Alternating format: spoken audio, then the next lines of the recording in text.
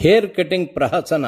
ಲೇಖಕರು ಗೋಪಿನಾಥ್. ಓದುತ್ತಿರುವವರು JN Jagannath. Video ಸಂಸ್ಕರಣ ಗುರುಪ್ರಸಾದ್ ಹಾಲ್ಕುರಿಕೆ. ಕರೋನಾ ಲಾಕ್ಡೌನ್ ನಿಂದಾಗಿ ಎಲ್ಲೂ ಹೋಗದೆ ಮನೆಯಲ್ಲೇ ಇದ್ದು ಬೇಜಾರಾಗಿ ಮನೆಯಿಂದ ಒಂದು 4 ಹೆಜ್ಜೆನಾದರೂ ಹೊರಗೆ ಹೋಗಬೇಕು ಅಂತ ಏನು ಹೇಳಬೇಕು ಹೆಂಡತಿಗೆ ಅಂತ ಯೋಚನೆ ಮಾಡ್ತಾ ಇದ್ದೆ. ನಾನು ಹೇರ್ ಕಟಿಂಗ್ ಮಾಡಿಸ್ಕೊಳ್ತೀನಿ, ತುಂಬ ಕೂದಲು ಬೆಳೆದ್ಬಿಟ್ಟಿದೆ, ಹೋಗಿ ಬರ್ತೀನಿ ಎಂದೆ ಇವಳಿಗೆ. ಈಗೇನು ಹೋಗ್ಲವಸರ, ಯಾವ ಮದುವೆಗೆ ಹೋಗಬೇಕಿದೆ, ಏನು ಬೇಕಿಲ್ಲ, ಹೋಗಬೇಡ ಅಂದ ಮಗ. ಅವರ ಅಮ್ಮನಿಗಿಂತ ಮುಂಚೆ ಅವಂದೇ ಮಾತು. ಅವ್ರ ಅಮ್ಮನ ಮಗ ಅಲ್ವಾ, ನಿಮಗೆ ಗೊತ್ತಿರಬೇಕು, ನನ್ನ ಯಜಮಾನಿಕೆ ಏನು ನಡೆಯೋದಿಲ್ಲ ಮನೇಲಿ. ಅವಳ ಕ್ಯಾಪ್ಟನ್ನು, ಮಗ ವೈಸ್ ಕ್ಯಾಪ್ಟನ್ನು. ನಾನು ಟೀಮ್ನಲ್ಲಿ ಆಟಕ್ಕುಂಟು ಲೆಕ್ಕಕ್ಕಿಲ್ಲ. ಬೇಜಾರಾಗಿ ಆಪ್ತ ಮಿತ್ರ ಸುಬ್ರಹ್ಮಣ್ಯನಿಗೆ ಹೇಳ್ಕೊಬೇಕು ಅನ್ನಿಸ್ತು ಅಳಲನ್ನ. ಮೆಸೇಜ್ ಮಾಡಿ, ನನ್ನ ಸ್ಥಿತಿ ಹೇಗಾಗಿದೆ ಅಂದರೆ ಮನದಲ್ಲಿ ತುಂಬಿಕೊಂಡಿರೋದನ್ನ ಕೊಡುಕೊಳಕ್ಕಾಗ್ತಿಲ್ಲಪ್ಪ. ತದೆ ಕೂದಲಾದರೂ ಕತ್ತರಿಸ್ಕೊಳ್ಬೇಕು ಅನ್ಸಿದ್ರೆ ಹೇರ್ ಕಟಿಂಗಿಗೆ ಹೋಗಬೇಡ ಅಂತ ತಿಳಿದು ಬಿಡೋದೆ. ಸ್ವಲ್ಪನೂ ಕನಿಕರಾನೇ ಇಲ್ವಲ್ಲಪ್ಪ ಇವ್ರಿಗೆ. ಕೊನೆಯ ಪಕ್ಷ ತಲೆ ಕೂದಲು ಭಾರನಾದರೂ ಕಮ್ಮಿ ಆಗಲಿ ಅಂತ ಅನ್ಕೊಂಡಿದ್ದೆ, ಅದೂ ನಡೆಯಲಿಲ್ಲ. ಇನ್ನು ಹೊರಗಡೆ ಹೋಗೋದು ಹೆಂಗೆ? ಮಣಿ ಅವನು ನನಗೆ ಮೆಸೇಜ್ ಕಳಿಸ್ದ, ಹೊರಗಡೆ ಹೋಗೋದು ಸದ್ಯಕ್ಕೆ ಬಿಡು, ಅದೇನು ದೊಡ್ಡ ವಿಷಯ ಬಿಡಪ್ಪ, ಹೇರ್ ಕಟಿಂಗ್ ಹೋಗಬೇಕಾಗಿಲ್ಲ.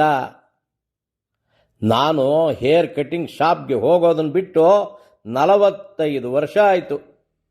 ನಂಬಲ್ವಾ? ಒಂದು ಸಲ TV ನೋಡ್ತಾ ಇದ್ದೆ, ಅದರಲ್ಲಿ ಕುರುಡ ಕ್ಷೌರಿಕ ಒಂದು ಬಾಬ್ ಕಟ್ ಹುಡುಗಿ ಕಟಿಂಗ್ ಮಾಡ್ತಿದ್ದದ್ದನ್ನು ನೋಡಿ, ಅರೆ ಆತನೇ ಕಟಿಂಗ್ ಮಾಡ್ಬೋದಾದ್ರೆ ಕಣ್ಣಿದ್ದ ನನಗೆ ಆಗ್ಲಾರ್ದ ಅಂತ ತೀರ್ಮಾನ ತೆಗೆದುಕೊಂಡೆ. ಅಂದಿನಿಂದ ನಾನೇ ಕಟಿಂಗ್ ಮಾಡಿಕೊಳ್ಳೋದು. ಅದಕ್ಕೆ ಬೇಕಾಗಿರೋದು 3 ಸಲಕರಣೆಗಳು: ಒಂದು ಉದ್ದ ಬಾಚಣಿಗೆ, ಕತ್ರಿ ಮತ್ತೆ ಕನ್ನಡಿ. ನೀನು ಒಮ್ಮೆ ಪ್ರಯತ್ನಿಸು, ಸುಲಭ ಕಣೋ, ಎಂಜಾಯ್ ಮಾಡ್ಬೋದು, ನೋಡು ಅಂತ ಬರೆದಿದ್ದ. ಎಲ್ಲ ಇವನು ಕಟಿಂಗ್ ಮಾಡಿಕೊಳ್ಳೋದಕ್ಕೆ ಕಷ್ಟಪಡಬೇಕಾಗೇನಿಲ್ಲ. ಇರೋ 4 ಕೂದಲು, ಅದು ಕಿವಿ ಮೇಲ್ಭಾಗದಲ್ಲಿ ಸಣ್ಣ ಸಣ್ಣ ಕೂದಲು, ಕತ್ರಿ ಆಡಿಸಿದ್ರೆ ಆಯಿತು, ಸುಲಭ ಕಣೋ ಅಂತ ಬರೀತಾನೆ. ನಾನು ಅವನಿಗೆ ಹೀಗೆ ಮೆಸೇಜ್ ಕಳಿಸ್ದೆ, ಲೇ ಬೇಜಾರು ಮಾಡ್ಕೊಬೇಡ ಕಣೋ, ನಿನ್ನ ತಾಮ್ರ ತಲೆನಲ್ಲಿ ಕೂದಲು ಬೆಳೆದಿರೋದು ಕಾಣಲ್ಲ, ನನ್ನ ತಲೆಗೂದಲು ಹುಲ್ಲುಗಾವಲು ಕಣೋ, ಹುಲ್ಲುಗಾವಲು. ಹೇಗೋ ಕತ್ತರಿಸ್ಲಿ, ಏನೋ ಮಾಡಲು ಹೋಗಿ ಮತ್ತೊಂದಾದ್ರೆ ಏನು ಮಾಡೋದು? ಇಷ್ಟು ಅಂತ ಕತ್ತರಿಸಿ ಕೊನೆಗೆ ನುಣ್ಣಗೆ ಆಗೋವರೆಗೂ ತೆಗೆದು ಬಿಡಬೇಕಾಗತ್ತೆ. ಬೇಡಪ್ಪ ಬೇಡ ಅಂತ ಬರದೆ. ಅದಕ್ಕವನು ತಾಮ್ರದ ತಲೆ ಇತ್ತೀಚೆಗಷ್ಟೇ ಆಗಿರೋದು ಕಣ, ಮುಂಚೆ ಅಲ್ಲಿಷ್ಟು ಇಲ್ಲಿಷ್ಟು ಅಂತ ತಲೆಯಲ್ಲಿ ಕೂದಲಿತ್ತು. ಈಗ ಕ್ಷೌರಿಕ ನನ್ನ ತಲೆ ನೋಡಿ ಕೊರಗೋದು ಬೇಡ ಅಂತ ತಿಂಗಳಿಗೊಮ್ಮೆ ತಲೆ ಕೂದಲು ಬೆಳೀದೇ ಇರಲಿ, ಕ್ಷೌರದಂಡಿಗೆ ಹೋಗಿ ಮೀಸಲು ಕೊಟ್ಟು ಬರ್ತೀನಿ, 100 ರೂಪಾಯಿ. ನೀನು ಒಂದು ಸಲವಾದ್ರೂ ನಿನ್ನ ಕಟಿಂಗ್ ನೀನೇ ಮಾಡಿಕೊಳ್ಳೋ, ನೋಡು ಎಂಥ ಮಜಾ ಸಿಗತ್ತೆ ಗೊತ್ತಾ ಅಂತ ಬರ್ತೀನಿ. ನಿನ್ನ ಉಪದೇಶ ನೋಡಿದರೆ ನಾನೇ ಕ್ಷೌರ ಮಾಡಿಕೊಳ್ಳೋವಾಗ ಕೋತಿಗಳಿಗೆ ಬೆಕ್ಕು ಕಜ್ಜಾಯ ಹಂಚಿದ ಹಾಗಾಗತ್ತೆ. ನಾನು ಕನ್ನಡಿ ನೋಡಿಕೊಂಡು ವಕ್ರ ಮೂತಿ ಮಾಡಿಕೊಂಡು ಸಿಕ್ ಕಡೆ ಕತ್ತರಿಸಿ ಅಲ್ಲಿ ಜಾಸ್ತಿ ಆಯಿತು, ಇಲ್ಲಿ ಕಡಿಮೆ ಆಯಿತು ಅಂತ ಕತ್ತರಿಸಿ ಹಲಸಿನಕಾಯಿ ಕೊಚ್ಚಿದ ಹಾಗ ಕೊನೆಗೆ ಬೇರೆ ಮಾರ್ಗ ಇಲ್ಲದೆ ಕ್ಷೌರಿಕದಂಡಿಗೆ ಹೋಗಿ ಸ್ವಲ್ಪ ಸರಿ ಮಾಡಪ್ಪ ಅಂತಂದ್ರೆ ಅವನು ಇದನ್ನು ಯಾವ ಶೇಪ್ಗೂ ತರಕ್ಕಾಗಲ್ಲ ಸ್ವಾಮಿ, ನುಣ್ಣಗೆ ಬೋಳ್ಸ್ ಕಳಿಸ್ಬಿಡ್ತೀನಿ ಅಂತ ಕಳಿಸ್ಬಿಟ್ರೆ 3 ತಿಂಗಳು ಹೊರಗೆ ಬರೋಕ್ಕಾಗಲ್ಲಪ್ಪ, ಬೇಡಪ್ಪೋ ಬೇಡ ಅಂತ ಮೆಸೇಜ್ ಮಾಡಿದೆ. ಅವನು ಅಲ್ಲಿಗೆ ಬಿಡಬೇಕಲ್ಲ, ಹಾಗೇನಾಗಲ್ಲ.